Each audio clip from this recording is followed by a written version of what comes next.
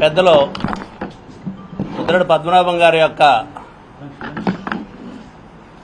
విషయం మీద రకరకాలైనటువంటి ఉదంతులు రాయటం, ఆయన యొక్క ఆరోగ్య పరిస్థితి బాగోపోని కారణం చేతే హాస్పిటల్కి వెళ్ళారు, ట్రీట్మెంట్ జరుగుతుంది. మేమందరం కూడా కోరుకునేది ఆ భగవంతుడి ఆశీస్సులతో ఆయన ఆరోగ్యంతో మళ్ళా ఇంటికి రావాలనేటువంటిది కోరుకుంటున్నాం.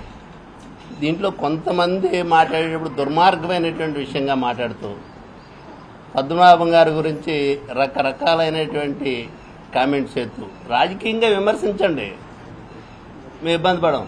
ఆయన యొక్క ఆరోగ్య పరిస్థితి అలా ఉండి హాస్పిటల్లో ఉంటే ఈ రకంగా మాట్లాడుతున్నారంటే అది ఏమన్నా ధర్మమా మీకు? ఒకసారి మీరు గుడ్ల మీద చేసుకుని ఆలోచన చేయండి. ఇంత దుర్మార్గమైనటువంటి విధంగా అతన్ని ట్రోల్ చేయటం, అతని గురించి మాట్లాడుకోవటం ఈ పరిస్థితుల్లో మీరు రాజకీయపరమైనటువంటి విమర్శలు ఎన్ని చేసినా సందర్భాన్ని పుచ్చుకుని చేయొచ్చు. అతనికి డబ్బులు లేకపోవటం వల్ల ఆరోగ్యం సరిగ్గా అందట్లేదు, ఏదో చిన్న హాస్పిటల్లో జాయిన్ చేశారు, లేకపోతే అలా ఎవరో పట్టించుకునే వాళ్ళు లేరు, చూసేవాళ్ళు ఎవరు లేరు అనేటువంటిది మాట్లాడుతున్నారు. ఎంత దుర్మార్గం అండి ఇది. ఆయన ఎటువంటి వాడు ఎవరికీ తెలియదా? మనందరికీ యశోద హాస్పిటల్లో ట్రీట్మెంట్ చేస్తుంటే దానికంటే మంచి హాస్పిటల్కి తీసుకెళ్ళాలనేటువంటిది జగన్మోహన్ రెడ్డి గారి యొక్క సూచనలతోటి హాస్పిటల్లో ఉన్నటువంటి డాక్టర్లతోటి, ఆ చైర్మన్ తోటి, అందరితోటి మాట్లాడి సింధు హోటల్ అనే హాస్పిటల్ అనేటువంటి హాస్పిటల్కి పార్థసారథి గారి హాస్పిటల్లో ఈవేళ ఆయనకి ట్రీట్మెంట్ జరుగుతుంది. ఎప్పటికప్పుడు అమెరికాలో ఉన్నటువంటి డాక్టర్లతో కూడా మాట్లాడుతూ ఆయన ఆరోగ్య పరిస్థితి ఎప్పటికప్పుడు మానిటరింగ్ చేస్తున్నారు చాలామంది. మరి అటువంటి పరిస్థితుల్లో ఆయన జగన్మోహన్ రెడ్డి గారు చూడటానికి రాలేదని ఒకళ్ళు మాట్లాడి ఆయన తీరిక లేదని, లేదా ఆయన ఆరోగ్యాన్ని హాస్పిటల్కి ఎవరికో ఎక్కడో విజయవాడలో చచ్చిపోయిన అతనికి డబ్బులు ఇవ్వడానికి ఉన్నాయి కానీ ఈయన ఆరోగ్యానికి తీసుకెళ్తున్నారు డబ్బులు లేవు అనేటువంటిది ఎంత దుర్మార్గమైనటువంటి మాటలు మాట్లాడుతున్నారో ఒకసారి మీ మనస్సాక్షికి చెప్పుకోండి, ప్రజలకు చెప్పక్కర్లేదు మీరు. ఇది ధర్మం అసలానే? పద్మనాభం గారు అనేటువంటి వ్యక్తి ఏ రకమైనటువంటి నిజాయితీగా ఉంటాడనేటువంటిది మనం ఎవరు చెప్పక్కర్లేదు, అందరికీ తెలుసున్నటువంటి విషయం. ఆయన తండ్రి ముద్రగడ వీర్రాఘవులు గారు ఎమ్మెల్యే చేశారు, కిర్లంపూడి మున్సిపల్ గారు ఆయన. ఆ తర్వాత ఆ తాతగారు మున్సిపల్ గారు, ఆ తర్వాత ఈయన ఎమ్మెల్యేగా చేశారు, మంత్రిగా చేశారు, అనేక సార్లు ఎమ్మెల్యే చేశారు, మంత్రి చేశారు, ఎంపీ చేశారు. ఆయన ఒక పద్మనాభం గారు, ఒక రాజశేఖర రెడ్డి గారు, ఒక చంద్రబాబు నాయుడు గారు, వీళ్ళందరూ ఒక బ్యాచ్లో 78లో ఎమ్మెల్యేలు, వీళ్ళంతా కూడా. మరి వీళ్ళతోటి ఎమ్మెల్యేలు చేసినోడు ఈవేళ 2 ఎకరాల ఆస్తితో వచ్చినటువంటి ఈయన సహచరుడైనటువంటి చంద్రబాబు నాయుడు గారు ఎక్కడున్నాడు ఈవేళ? అంటే అదృష్టాన్ని ఎవడో ఏమీ కాదనిలే మనం, కానీ దుర్మార్గమైనటువంటి విధంగా ఈ ఇల్లో మీడియాకి అలవాటే ఇది. ఒక పిచ్చుకు ఒకరిని ఎవరన్నా కుక్కను చంపాలంటే పిచ్చి కుక్కని ముద్రేసి వదిలేసి కొడుతుంటారు. పద్మనాభం గారికి డబ్బులు లేనటువంటి పరిస్థితి, ఎవరో పట్టించుకోవట్లేదు, ఆయన వదిలేశారా? ఆయన భార్య, పిల్లలు అందరూ అక్కడ ఉన్నారు. తర్వాత ఎప్పటికప్పుడు జగన్మోహన్ రెడ్డి గారు ఆయన యొక్క ఆరోగ్య పరిస్థితి తెలుసుకుంటున్నారు, మాట్లాడుతున్నారు. ఈ విధమైనటువంటి దుర్మార్గంగా ఆయన గురించి మాట్లాడటం అనేటువంటి దయచేసి మిమ్మల్ని చేతులకు జోడించి అడుగుతున్నాను. ఈ విషయమైనటువంటి ఆయన తిరిగి వచ్చి ఆరోగ్యంగా ఉన్న తర్వాత మీ ఇష్టం వచ్చినట్టు రాజకీయాలు చేయండి, ఆయన మీద మాకేమీ అభ్యంతరం లేదు, ఆయన సమాధానం చెప్తాడు. ఈ పరిస్థితుల్లో మానసికంగా ఆయన ఆరోగ్యాన్ని ఇంకా కుంగదీసేటువంటి పరిస్థితి, ఇది ధర్మం కాదనేటువంటిది, రాజకీయం కోసం ఇంత దిగజారిపోవాల్సినటువంటి పరిస్థితి లేదనేటువంటిది ఒకసారి ఇటువంటి రాజకీయాలు చేసి ఇటువంటి ట్రోలింగ్ చేసి వాళ్ళందరికీ కూడా ఒకసారి విజ్ఞప్తి చేస్తున్నాను. నేను రాజకీయాలు చేసి టైం వచ్చినప్పుడు చెయ్యండి, ఇది మంచి పద్ధతి కాదు.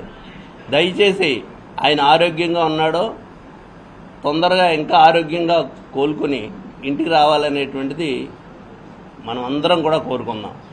ఒకప్పుడు పద్మనాభం గారు అంటే ఈ రాష్ట్రంలో కాపుల్లో మా సామాజిక వర్గంలో ఎవరైనా ముఖ్యమంత్రి అయ్యేటువంటి స్థాయి ఉందంటే రంగా గారిని వాళ్ళు మట్టుపెట్టిన తర్వాత